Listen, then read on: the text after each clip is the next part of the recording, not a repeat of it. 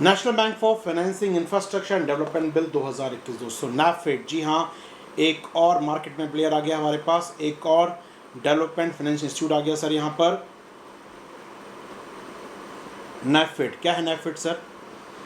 सुनिए आराम से। कैबिनेट ने दोस्तों क्या किया है, एक बिल पास कर दिया है कैबिनेट ने। जब संसद में जाएगा पास होगा बिल।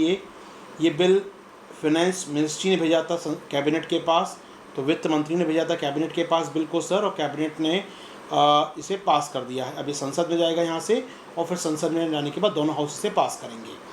क्या है बिल सर? बिल का नाम है नैफेड बिल। बड़ा सा नाम देख रहे हैं हम लोग, national bank for financing infrastructure development, NAFED. कुछ नाउंस कर रहा होगा, नबार्ड टाइप, नबार्ड, ऐसे सुना ना, नबार्ड, नैफेड। बिल्कुल सही सुना आपने, बिल्कुल सही आप प्रोनाउंस कर पा रहे हैं। उससे मिलता जुलता बैंक, क्योंकि नबार्ड भी क्या है सर, एक नबार्ड भी एक डीएफआई है। डीएफआई मतलब क्या होता है सर?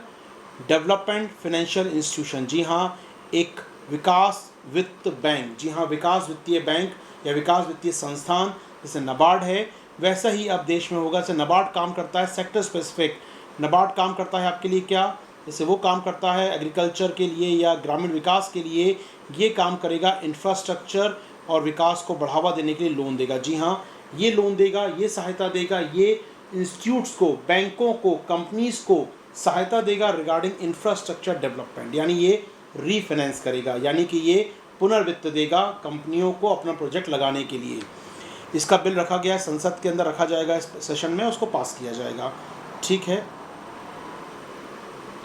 अब सुनो दोस्तों, इस बिल के जरिए हम क्या हासिल करना चाहते हैं? संस्थान बनेगा, संस्थागत तैयारियां होंगी जिससे हम लॉन्ग टर्म फंड्स दे सकें। जी हाँ, इस वर्ड को याद रखिएगा, दीर्घकालीन लोन हम दे सकें सर। हमारा उद्देश्य अल्टीमेट यही है। हमारा उद्देश्य दोस्तों यहाँ पर है लॉन्ग टर्म फंड देना। किसको लॉन्ग टर्म फंड किसे चाहिए? इंफ्रास्ट्रक्चर को, अवसंरचना को दोस्तों। क्यों? समझ सकते हैं, इंफ्रास्ट्रक्चर बनता आज है, बनते बनते 10 साल लगेंगे, फिर धीरे धीरे टोल आएगा उसके ऊपर, रिकवरी होने पे 20-30 साल लग जाएंगे, तब तक पैसा फंसा रहता है। तो पैसा फंसा रहता है, तो ऐसे में हमें चाहिए एक लॉन्ग टर्म फाइनेंशियल बॉडी जो हमको लंबी अवधि का लोन दे, लंबी अवधि के लिए पैसा दे। तो यहाँ पर संस्था तैयार कर रही है सरकार डीएफआई बिल। जी हाँ, डीएफआई बिल आ गया, संसद में पास हो जाएगा। इससे क्या होगा सर? भारत सरकार कितना पैसे दे रही है इस काम के लिए? 20,000 करोड़ भारत सरकार देगी दोस्तों। बाकी मार्केट से कलेक्ट करेगा लोन देने के लिए ये, यानी खुद मार्केट में जाएगा, पैसा लेकर आएगा और लोगों को पैसा देगा। नैफेड नाम इसका, नैफेड दोस्तों देख रहे हैं नाम इसका, नैफेड। 20,000 करोड़ का इक्विटी है भारत सरकार का। अभी भारत सरकार पूरी मालिक है इसकी। कुछ की पॉइंट सुना रहा हूँ, ध्यान से सुनिएगा, नोट डाउन करें, नोट डाउन कर लीजिएगा। पहला पॉइंट नैफेड नाम याद रखिएगा। सेकंड पॉइंट क्या है? ये डीएफआई है सर, डीएफआई है विकास संस्थान है सर, विकास वित्तीय संस्थान है। किस काम के लिए सर? अवसंरचना के लिए। क्या करेगा? लॉन्ग टर्म फंड्स देगा, दीर्घकालीन कोष सहायता देगा। भारत सरकार कितना पैसा डाल रही है? 20,000 करोड़ रुपये, और फंड कलेक्ट करेगा मार्केट से। मालिक कौन है? 100% भारत सरकार है। ये पॉइंट नोट कर लिया आपने दोस्तों। अब आ जाओ, आगे बढ़ते हैं। सरकार 20,000 करोड़ दे रही है दोस्तों इसके लिए। ठीक है, काम की बात है कि ये लॉन्ग टर्म पैसा देगा, बताया मैंने आपको। इसका एक बोर्ड होगा, या नैफेड का एक बोर्ड होगा जो संस्था को चलाएगा, बोर्ड होगा। इसमें कम से कम 50% मेंबर जो होंगे वो गैर सरकारी होंगे निश्चित तौर पर, यानी कि गैर सरकारी लोग इसमें शामिल होंगे। यानी इसका जो मैनेजमेंट होगा प्रोफेशनल्स चलाएंगे, वो पेशेवर लोग चलाएंगे। इसका चेयरमैन जो होगा सर, इस फील्ड का एक नाम जाना माना नाम होगा, यानी कि कोई सरकारी बाबू नहीं होगा इस पर। ठीक है ना, ये सरकार ने क्लियर कर दिया कि नैफेड का चेयरमैन कोई रेपुटेड पर्सन होगा इस फील्ड का। इंपॉर्टेंट बात है, ऑलरेडी ऐसा काम करने की संस्था बनाई थी 2006 में चिदम्बरम साहब ने। 2006 में भारत सरकार ने इसी प्रकार का एक काम करने के लिए संस्था बनाई थी, आईआईएफसीएल। माननीय चिदम्बरम साहब उस समय फाइनेंस मिनिस्टर थे, मुझे याद है, तब बनाई थी आईआईएफसीएल, और उसका फंडिंग था 10,000 करोड़ का। उस समय भारत सरकार ने मिलाई थी 10,000 करोड़ रुपये, आज से 15 साल पहले। आज हम कितना मिला रहे हैं इसमें? मिला रहे हैं 20,000 करोड़ रुपये इसके अंदर। अमाउंट याद रखिएगा, पूछ चुका यूपीएससी, इस प्रकार के अमाउंट यूपीएससी पूछता है। ठीक है दोस्तों, तो 10,000 करोड़ बढ़ाए थे आईएफसीएल में हम लोगों ने। तो ये जो बोर्ड होगा सर, ये बोर्ड बनेगा इसका डीएफआई का बोर्ड, ये मर्ज कर लेगा आईएफसीएल को अपने अंदर, यानी आईएफसीएल खत्म हो जाएगा नए डीएफआई बनने के बाद। आईएफसीएल भी काफ़ी हद तक यही काम करता था। ठीक है,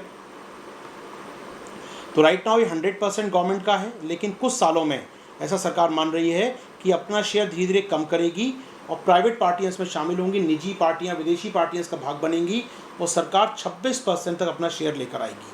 तो राइट नाउ 100 है, फिर धीरे धीरे सरकार से निजी कंपनी को शामिल करेगी और सरकार पीछे हटती जाएगी और केवल 26% सरकार के हाथों में होगा। इससे कम सरकार कभी नहीं करेगी। लिख दिया यहाँ पर। अगर आप निवेश करते हैं इसमें तो टैक्स बेनिफिट मिलेगा आपको, टैक्स में छूट मिलेगी आपको, यहाँ पर कर में राहत मिलेगी आपको। आप समझ सकते हैं क्यों कर रही है सरकार ऐसा, क्योंकि सरकार एक नेशनल इंफ्रा पाइपलाइन प्रोजेक्ट पे काम कर रही है। नेशनल इंफ्रा पाइपलाइन क्या है सर? देश में अवसंरचनाओं का नेटवर्क हमको चाहिए। ध्यान से सुनिएगा दोस्तों, 31 दिसंबर सन 2019 साल की अंतिम खबर, जिस दिन दुनिया में कोविड-19 आया था उस दिन हमारे यहाँ पर NIP आया था। NIP क्या है सर? ये NIP भारत सरकार ने देश की अर्थव्यवस्था को $5 ट्रिलियन बनाने के लिए एक सपना देखा। उस सपने को साकार करने के लिए ज़रूरी है इंफ्रा पर फोकस किया जाए, अवसंरचना पर फोकस किया जाए। और अवसंरचना पर फोकस कब होगा? जब फोकस करेंगे आप अवसंरचना परियोजना के पैसे पर। कितना पैसा खर्च होगा इस काम के लिए सर? 111 लाख करोड़। जी हाँ, अगले 5 सालों में 111 लाख करोड़ खर्च किए जाएं। हमारा इंफ्रा, हमारी सड़कें, हमारा रेल नेटवर्क, पोर्ट, एयरपोर्ट, हमारा लॉजिस्टिक्स, हमारा वाटर सैनिटेशन बहुत अच्छा हो पाएगा। पावर सेक्टर, टेलीकॉम सेक्टर शानदार हो जाएगा यदि हम इतना पैसा खर्च करेंगे नेक्स्ट 5 ईयर्स में। तो देश की अर्थव्यवस्था बन जाएगी $5 ट्रिलियन की दोस्तों, और इतना पैसा हमें खर्च करना है। अब इतना पैसा आएगा कहाँ से? तो कोई कंपनी कोई सहायता करेगी। तो भारत सरकार ने घोषणा की थी हम इसके लिए एक अलग संस्था बनाएंगे, DFI बनाएंगे, और DFI बना दिया है। 2 मिनट सुनिए दोस्तों, काम की बात बता दूँगा आपको। यहाँ पर DFI बन तो गया है, DFI बनी जाएगा पास होते ही। यहाँ पर क्यों बनाया गया DFI? अगर मुझसे पूछा जाए वाई सर, क्यों, थोड़ा बताएंगे सर इसके बारे में, क्यों बनाया गया DFI सर? जी हाँ, सुनिए आराम से। DFI बनाए गए, पहली बात तो इंफ्रास्ट्रक्चर प्रोजेक्ट को सर बड़ी अवधि के लोन चाहिए होते हैं। जी हाँ, इंफ्रा सेक्टर को चाहिए होते हैं long term loan, long term लंबी अवधि के। हमारे बैंक दे पाने में असफल हैं। क्यों सर? बैंक में आप जमा करते हैं 5 साल के लिए FD करेंगे, 10 साल की FD करेंगे, और बैंक पता लगा 30 साल का लोन दे दे इसको, तो क्या होगा सर? आपने 30 साल का लोन तो दे दिया, लेकिन 5 साल वापस मांगने जब आएगा तो क्या करेंगे आप? आपकी asset liability mismatch, assets liability mismatch, Hindi में कहा जाए बैंक की जो परिसंपत्तियां हैं, जो 30 साल का आपने लोन दे दिया, एसेट है बैंक की ये, और ये बैंक को चुकाना है पीछे, ये बैंक की लायबिलिटी है, चुकाना है 5 साल में, दे दिया लोन 30 साल का, तो बैंक हो जाते हैं ट्रैप एसेट लायबिलिटी मिसमैच में। ठीक है सर, तो ये बैंक लोन नहीं देते। दूसरा बैंकों की समस्या आजकल ये हो गई कि बैंकों के पास NPA फंस गया है। बैंकों ने बहुत पैसा बांटा था पिछले ज़माने में, पिछले दशकों में। माल्या को दिया तुम अपना एविएशन कंपनी खोलो, लोगों को पैसा सड़क बनाने के लिए दिया, वो बना ही नहीं पाए, डूब गया पैसा। तो बैंकों का NPA बहुत ज़्यादा हो गया है, बैंकों को रिस्क नहीं लेना है। बाकी जो फाइनेंस करते हैं उनकी हालत बहुत ख़राब चल रहे हैं आजकल, इनकी हालत बहुत ख़राब चल रहे हैं। ऐसी कई कंपनियां डूबने गई तो नहीं खैर, लेकिन कई कंपनियां हमारे देश में डूबने के कगार पर हैं sir. Infrastructure finance company limited हमारे यहाँ पर डूबने के कगार पर आ गई है सर। यानी कि वो कह रहा है हमारे यहाँ पर इंफ्रास्ट्रक्चर के लिए पैसा नहीं बचा है, तो सरकार अब लेकर आई है DFI। जी हाँ, एक अंतिम प्रयास सरकार का DFI के रूप में। क्लियर है बात दोस्तों हमारे यहाँ पर? ये हमारी बात क्लियर है दोस्तों।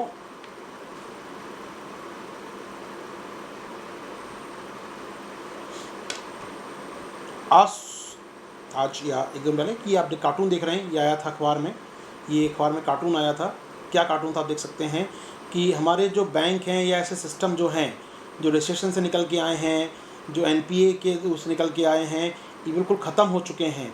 इनको राहत चाहिए, और राहत कहाँ मिलेगी सर? DFI नाम के समुद्र में, इस थोड़े से झील में। तो जी हाँ, संकट बहुत हैं, पहाड़ बहुत चढ़ने हैं, तो यहाँ पर इनको समस्या लगता है इनको सर कि ये DFI एक सॉल्यूशन के लिए हो सकता है। वॉटेवर हमारे काम का क्यों लाया गया DFI। 2 मिनट और दीजिए दोस्तों, एक बहुत ज़रूरी बात बताऊंगा मैं आपको यहाँ पर। अब बहुत ज़रूरी बात समझा दूँ दोस्तों मैं आपको यहाँ पर कि भारत सरकार ने इंफ्रा सेक्टर के लिए निवेश इकट्ठा हो हमारे पास, इसके लिए कौन कौन सी स्कीमें तैयार कर रखी हैं सुन लीजिए। समरी कर रहा हूँ केवल मैं आपके लिए। डिफरेंट स्कीम्स और प्लान्स फॉर इंफ्रा इन्वेस्टमेंट। तो पैसा कहाँ कहाँ से आएगा अवसंरचना में सर? हमने NIP लॉन्च किया है, national infra pipeline. 111 lakh crore का शगुन का अमाउंट है दोस्तों, याद रखिएगा। 111 लाख करोड़ का पैसा लगाना है आपको NIP में अगले कुछ सालों में, जिससे हम लोग अवसंरचना को बेहतर कर सकें। पैसा कहाँ से आएगा? वी हैव DFI आ गया सर हमारे पास, NAFID नाम का भी है, NAFID नाम का ये बन गई संस्थान सर। इसके अलावा IIFCL अभी तो है, मर्ज हो जाएगा बाद में, तब बात करेंगे। IIFCL हमारे पास है सर। इसके अलावा भारत सरकार ने इंफ्रा बॉन्ड जारी किए हैं, जो चाहे खरीदे बॉन्ड को, टैक्स फ्री बॉन्ड होते हैं सर ये, तो इंफ्रा बॉन्ड जारी हो सकते हैं सर हमारे यहाँ पर।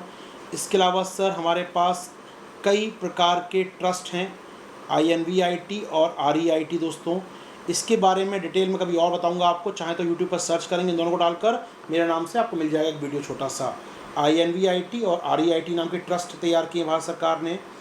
इसके अलावा सर और क्या कर रहे हैं हम लोग, हम अपने बैंकों को निर्देश दे रहे हैं कि आप इंफ्रा को लोन दीजिए, इंफ्रा प्रोजेक्ट को लोन दीजिए, आप लंबी अवधि के लोन दीजिए। ठीक है, हम ये काम कर रहे हैं सर। इसके अलावा भारत सरकार और क्या कर रही है दोस्तों, एक हमने संस्थान तैयार किया है NIIF नाम का, ये बना था 2016 में, PT 2017 में इस पर क्वेश्चन आया था, और ये बिल्कुल सिमिलर संस्थान है, काफ़ी तक ऐसे ही काम करता है। और उस समय मुझे याद है क्या पूछा था मालूम है इसने, कि NIIF का इक्विटी फंड 4 लाख करोड़ रुपए का है, 4 लाख करोड़, क्योंकि सरकार ने उस दिन कितना दिया था अमाउंट उसको, 20,000 करोड़ रुपये, तो सरकार ने उसको भी दिया था 20,000 करोड़। UPSC ने पूछा था ऑप्शन में अपने, UPSC ने पूछा था कि NIIF को 4 लाख करोड़ अमाउंट दिया था। जी नहीं, 4 लाख करोड़ नहीं दिया था, इतना औकात नहीं सरकार की देने की, 4 लाख कहाँ से देगी, 20,000 करोड़ रुपये हमने दिया था यहाँ पर, छोटा सा अमाउंट, जाओ मार्केट से बाकी पैसा लो, बाकी पैसा मार्केट से लेना है आपको। ठीक है, वही काम इससे कहा जा रहा है नेफिट से, कि हम आपको 20,000 करोड़ दे रहे हैं, बाकी जाके आप 3-4 लाख करोड़ मार्केट से लो, यहाँ पर आराम से 3 से 4 करोड़ आप मार्केट से ले सकते हो सर। ठीक है सर, चलिए एक दो चीज़ जोड़ दूँ फटाफट, ये समरी कर रही है शीट यहाँ पर। DFI क्या कहा जाएगा, नेफिड नाम होगा इसका सर। 74% तक आप इसके घरेलू विदेशी निवेशकों को दे देंगे कुछ सालों बाद। आज 100% सरकार का है, सरकार कम करते 26 पे लेकर आएगी, तो 74 किससे मिल जाएगा कुछ सालों बाद, घरेलू निवेशक को, विदेशी निवेशक को मिल जाएगा सर। ठीक है, इसके अलावा सरकार चाहती बाकी लोग निवेश करें इसमें, हमने 20,000 करोड़ दिए हैं, बाकी सरकार चाह रही है। IIFCL को मर्ज किया जाएगा नेफिड में।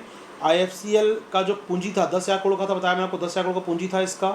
और ये जो नई FI है सर, ये 5 लाख करोड़ का निवेश इकट्ठा करेगी अगले 3 सालों में। जी हाँ, ये एक इसका टारगेट होगा सर DFI का।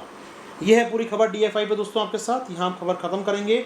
इसके अलावा दोस्तों आप जानते हैं DFI ऑन भी है देश के अंदर हमारे पास, जैसे हमारे पास NABARD है, हमारे पास SIDBI है, हमारे पास IFCI है। इन सब के लिए एक लेक्चर है आपका, पढ़ा होगा, टाइप कीजिएगा DFI आशीर्वाद सर के नाम से, ये सब मैंने डिस्कस किए, उसी PPT का पार्ट है, बताए थे मैंने आपको उस समय। ठीक है, तो अब ये बैंक बन गया अलग बात है, ICICI बैंक हो गया, अब ये नहीं रह गया है। IDBI प्राइवेटाइज होने वाला है, अब ये नहीं रह गया है, ऐसा काम करेगा ये DFI का काम नहीं करता, ये भी DFI का काम नहीं करता। ठीक है, चलिए, तो NABARD, IFCI, SIDBI, ये सब DFI काम कर रहे हैं देश में। लेकिन जैसे इसका काम क्या है, स्मॉल इंडस्ट्री को लोन देना, इसका काम क्या है, इंडस्ट्री को लोन देना, इसका काम क्या है, एग्रीकल्चर को लोन देना। तो इंफ्रा के लिए कोई नहीं था हमारे पास, और नेफिड इंफ्रा को लोन देगा। ठीक है, चलिए दोस्तों, तो ये टॉपिक यहाँ पर हमारा आराम दे सकते हैं। दोस्तों यहाँ खत्म होता अपना टॉपिक। जाने से पहले एक बात ज़रूरी बात कहना चाहूँगा, वो है अनअकैडमी के हमारे प्लेटफॉर्म के बारे में। जैसा कि आप जानते हैं, अनअकैडमी UPSC लाता है आपके लिए न केवल यूट्यूब चैनल, बाकी अनअकैडमी ऐप के ज़रिए हम लोग जुड़े होते हैं आपसे स्पेशल क्लासेस में और प्लस क्लासेस में दोस्तों। तो Unacademy India largest learning platform क्या है आपके लिए दोस्तों, यहाँ पर बता दूं मैं आपको दोस्तों, इंडिया के टॉप एजुकेटर्स की टीम आपके लाती है स्पेशल क्लासेस, प्लस क्लासेस और यूट्यूब चैनल। जी हाँ दोस्तों, आप जुड़ सकते हैं हमारी प्लस क्लास में। इसके लिए क्या करना है, UPSC CSC GS को जाके सब्सक्राइब करना है दोस्तों। इसमें 2 प्रकार के ऑप्शन मिलेंगे आपको, प्लस ऑप्शन और आइकॉनिक ऑप्शन। प्लस और आइकॉनिक क्या है दोस्तों, बता दूं मैं थोड़ा सा आपको। यहाँ पर प्लस क्लास, जहाँ पर एजुकेटर लाइव क्लास ले रहे हैं, वीकली टेस्ट हो रहे हैं, अनलिमिटेड एक्सेस बनी हुई है आपके लिए, और स्ट्रक्चर्ड कोर्सेज हैं, एज वेल एज आइकॉनिक में। इसके अलावा आइकॉनिक में क्या है सर, पर्सनल गाइडेंस है, टेस्ट एनालिसिस दोस्तों, एक्सपर्ट गाइडलाइंस, स्टडी मटेरियल और स्टडी प्लानर भी है दोस्तों आपके लिए। तो आपसे जुड़ सकते हैं हमसे प्लस में और आइकॉनिक में। प्लस का 1 ईयर का फीस 44,000, 2 ईयर का फीस 64,000 के आसपास दोस्तों, और आइकॉनिक का फीस 67 फॉर 1 ईयर और 1,04,000 फॉर 2 ईयर दोस्तों, आफ्टर डिस्काउंट। जी हाँ, डिस्काउंट के बाद। और डिस्काउंट प्राप्त करने के लिए आपको क्या करना है दोस्तों, आशीर्वाद 10 कोड का यूज़ करना है, जिससे आपको डिस्काउंट आराम से प्राप्त हो सके। ये तो बात हुई सर प्लस के और आइकॉनिक कोर्स के बारे में दोस्तों आपकी। इसके अलावा आप जुड़ सकते हैं, हमारे पास कई और ऑप्शन है आपके पास। जी हाँ, GS प्लस ऑप्शनल का एक कॉम्बो है आपके लिए दोस्तों, जहां 1 साल का GS और 1 साल के लिए ऑप्शनल क्लासेस आपको मिलेंगी केवल 70,000 में। जी हाँ, 70,000 पे करके आप जुड़े रह सकते हैं हमारे साथ 1 साल तक। ऑप्शनल आप GS और ऑप्शनल में 2 साल का फीस है 99,000, यहाँ भी आप जुड़ सकते हैं दोस्तों। तो कोड यूज़ करना है दोस्तों आपको 10% डिस्काउंट के लिए यहाँ भी। इसके अलावा दोस्तों अनअकैडमी लाया है फ्री टेस्ट सीरीज़ आपके लिए, free test series Pathfinder, Impulse और राइज। जी हाँ, फ्री टेस्ट सीरीज़ चल रही हैं जिनको आप जाके अनअकैडमी ऐप पे दे सकते हैं आराम से, उसका लिंक आपको मिलता रहेगा।